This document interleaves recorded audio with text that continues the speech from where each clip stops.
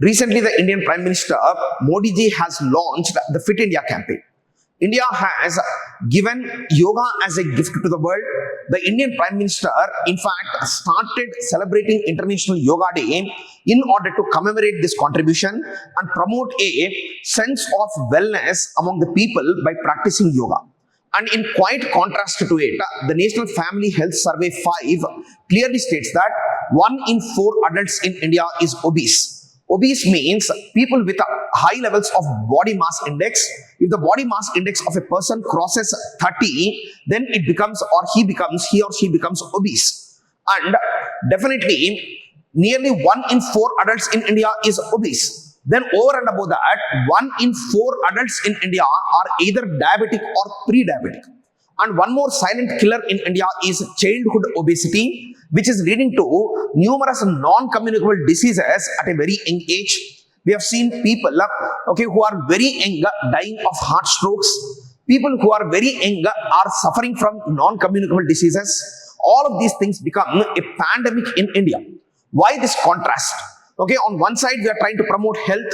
On the other side, the stark reality of India is people are disproportionately facing an health burden.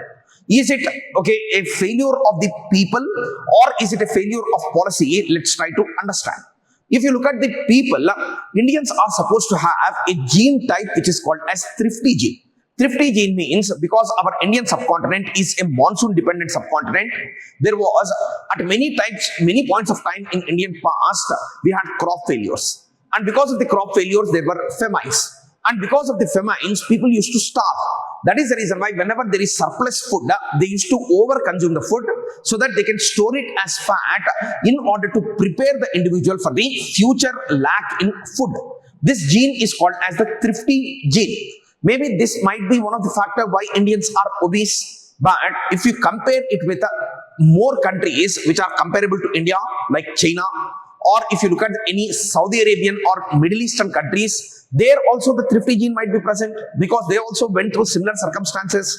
But there the rates of obesity are much less when compared to India.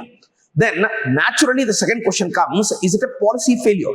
Definitely, if we observe it, in India, the marketing, sale, and absence of clear-cut health data or nutritional facts about various food items is one of the most important reasons for obesity. If you look at it, most of the ads which come in the newspapers, most of the ads which come in the news channels, particularly during major cricketing events, all of them are associated with either ultra-processed food or otherwise high fat, salt and sugar food. And is there no regulation of these food items? Is there no regulation of advertisement of these food items?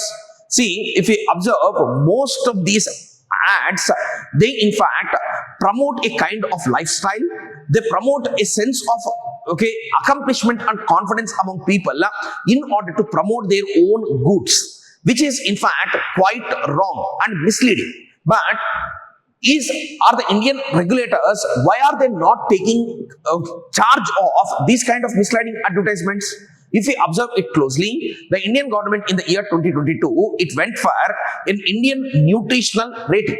And in this Indian nutritional rating, they have given a 5-star rating system wherein on all the packaged food materials, the nutritional rating should be clearly displayed. But unfortunately, this kind of information is very difficult for the people to process. Because out of 5-star rating, if a food product has 3-star rating, people will consider that it is healthy. But rather than going for this star rating system, wherein 0.5 star is considered to be the least healthy and 5 star is considered to be the most healthiest food, if we had gone for a traffic light color coded system, wherein black color coding is given to the foods which are ultra processed, high in fat, sugar and salt. So these kind of foods should be given a traffic light signal kind of coding. And if this kind of coding is given, international examples very clearly show that if the color coded system is used, then the people's choices are going to change. But in the star rating system, even though the star rating is given at the front of the packaging, it is not creating a great disincentive for people from buying the food products. Rather than that, let us move to the traffic light coded system. So this is a better method of disincentivizing people from buying this kind of food products. Then over and above this, the second important thing that needs to be done is we need to bring in some regulation of advertising. Particularly, most of these advertisings are targeted towards the young adults, adolescents, and children. And because these advertisements are in most cases misleading, because why I'm calling them as misleading is because in India, under the Regulation of Consumer Protection Act of 2019, any ad which hides important information about the said product is considered to be a misleading information. And definitely the salt, sugar, and fat content in any food product, it should be made part of the advertising. Otherwise, it should be considered as a misleading advertisement. The Food Security Standards Authority of India, it has to change its regulation in order to bring about health movement in India, because obesity unaddressed today will become a health disaster tomorrow.